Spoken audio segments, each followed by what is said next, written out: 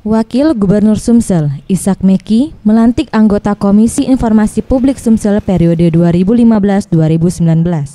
Pada Selasa, 4 Agustus 2015, di Bina Praja, anggota Komisi Informasi Publik Sumsel yang dilantik adalah Agus Rimudin, Elda Mutilawati, Kafri Jaya, M. Zaki Sahab, dan Herlambang.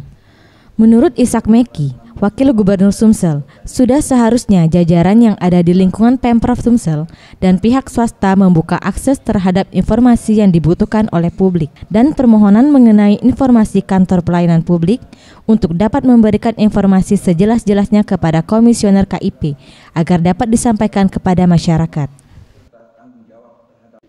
Pelayanan publik ini kita harapkan semua akses di pemerintahan maupun di jajaran swasta, ya masyarakat mendapatkan informasi yang sebaik-baiknya, yang jelas dan transparan.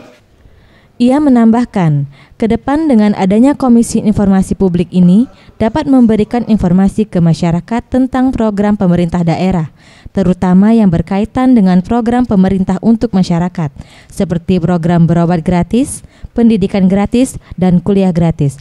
Farel Dwi Satria, Sriwijaya TV.